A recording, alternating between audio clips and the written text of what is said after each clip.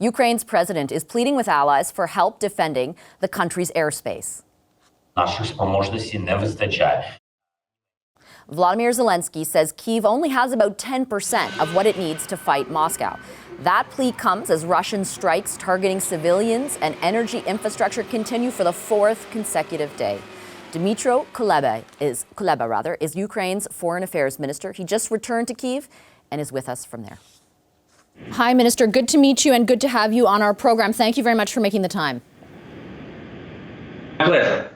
Minister, Russia has been attacking your country, of course, since February 24th. But this week, Vladimir Putin specifically targeted civilians and energy infrastructure. Do you see that? Would you characterize that as an escalation? I think it's a very wrong approach to measure the Russian aggression against Ukraine in rounds of escalation. Russia attacked Ukraine in 2014 by illegally annexing Crimea. Ever since then, they are fighting a war against us by using different means. I do not see a big difference between the attack on the 10th of October and the attack on the 24th of February, this year. So no, we do not see it this way from Ukraine. It's not about escalation or being afraid of provoking Putin to escalate. It works completely differently. If Russia believes that to achieve certain purposes, it needs to terrorize peaceful population and to throw thousands of missiles on Ukraine, they will do it. They don't need a reason for that. They will do it. What does it tell you, though, that they did it this week?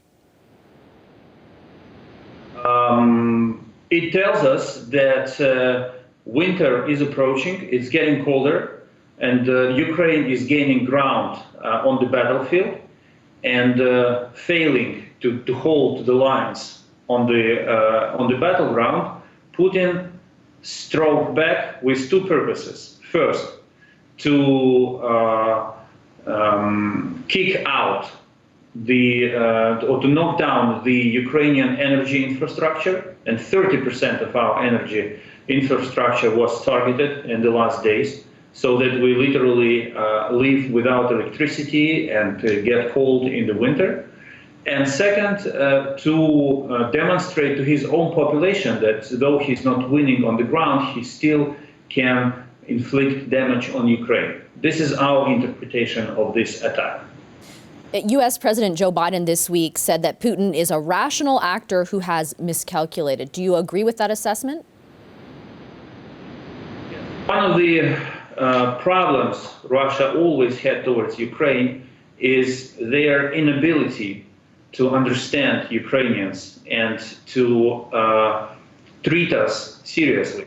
They always thought that Ukraine is an easy ride for them, but this is not the case. So yes, while Putin is rational, he definitely miscalculated Ukraine.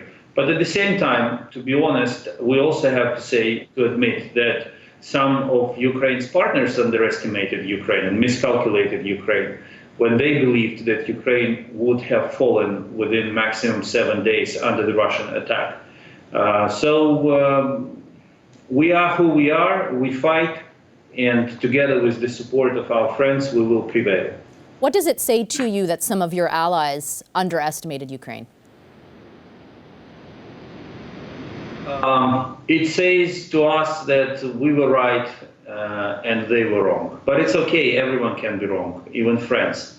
What is more important is that since the beginning of the large-scale invasion on the 24th of February, the same friends who had miscalculated Ukraine before provided Ukraine with an unprecedented volume of support to help us stand off the Russian aggression. And we will always remember that with gratitude, including everything Canada has done. And I do have some specific questions for you in a moment about Canada's role. Just more broadly, though, on the support allies are offering. Specifically this week, we saw your president make another plea for increased supplies or increased help where air support or air defense is concerned. Germany has heeded that call this week. Why do you think, though, more allies, more broadly, have not yet heeded those calls to the degree your government would like to see? It's a good question, but we do not live in isolation. We have to take into account the decision-making processes and national security considerations that exist in every country. We've been preaching for air defense since day one. If you go back to the first week of the invasion, the loudest were the voices coming from Ukraine close the sky to provide Ukraine with air defense systems, because this is really the missiles, is the scourge of this war, and the only area in which Russia overwhelms us. So some partners are concerned with undermining their own defensive capabilities by sharing certain heavy air defense systems with us. Others are in the process that takes too long. There are different reasons, but I don't know what else has to happen after 10th of October for everyone to understand that the only way to protect civilians in Ukrainian cities across the country is to provide air defense systems. Do you think the West is nervous about what Putin will do if he loses? If there is anyone in the West who is still nervous about that, he or she is losing this war. We have no intention to lose it. We will win it.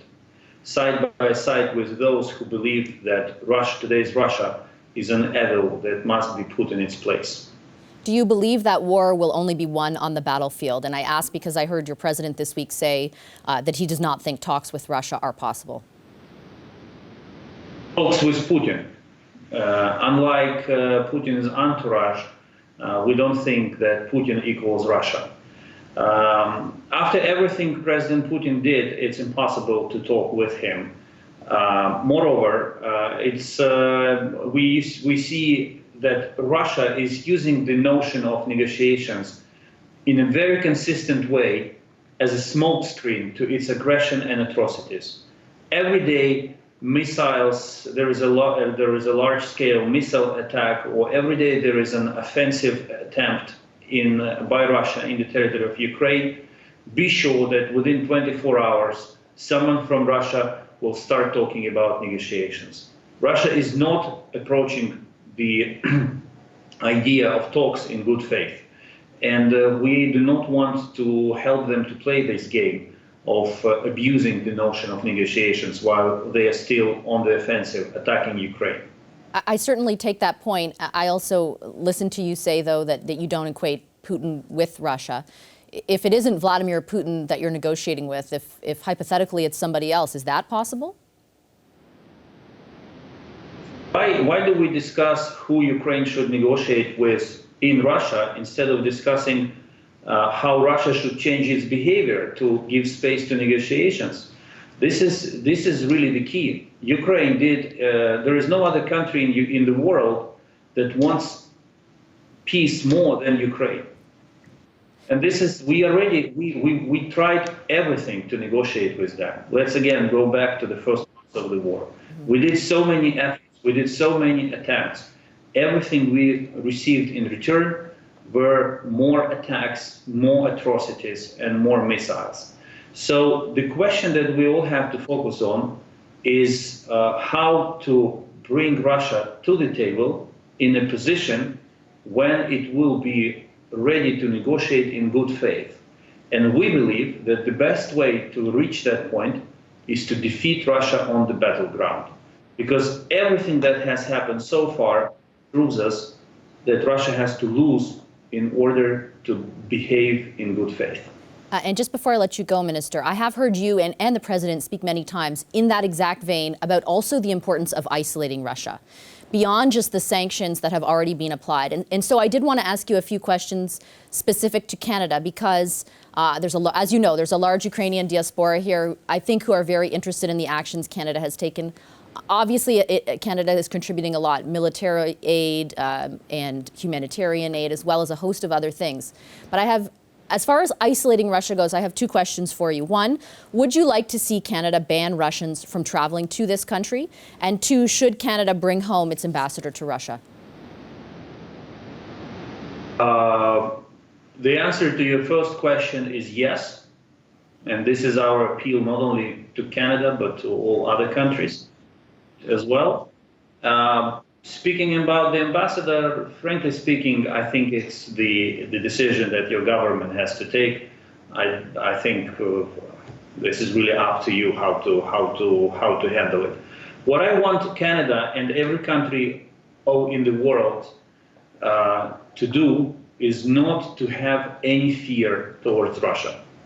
Because if Ukrainians have no fear, and we are fine, and we can imagine how the defeated Russia looks like, and we sacrifice our lives every day. We put our lives at risk every day. I came to this interview right from the bomb shelter, where I had to go because there was an air raid siren. And by the way, we are lucky that the air raid was over before the interview started. So if we have no fear, why should you have it? Do you think Canada and the rest of your allies do possess that fear right now? Canada, no. Many of our allies no, but some do. Some do. They do have this fear simply because they cannot imagine in their boldest dreams and reflections the defeat of Russia. It's intellectually impossible for them. They just don't know how it looks like. They cannot imagine this world. In a very similar way as in the summer of 1991, the President of the United States came to Kiev and he delivered a speech calling for the preservation of the Soviet Union and warning Ukrainians against declaring independence. And in less than a month, the independence was declared, the Soviet Union split up, and nothing happened. I mean, the new life was born, but there was no apocalypse because of that. So sometimes politicians lack this vision and this boldness in thinking and in imagining new reality. And I think this is what some capitals in the world have to work on. Do you count D.C. among the capitals that has to work on that? No, so Canada and the U.S. you think do not possess that fear? You are good guys. At least this is what I want to believe in. Okay, Minister, I've taken much of your time. Thank you very much. I appreciate it. Please stay safe. Thank you. Thank you. You too. Bye.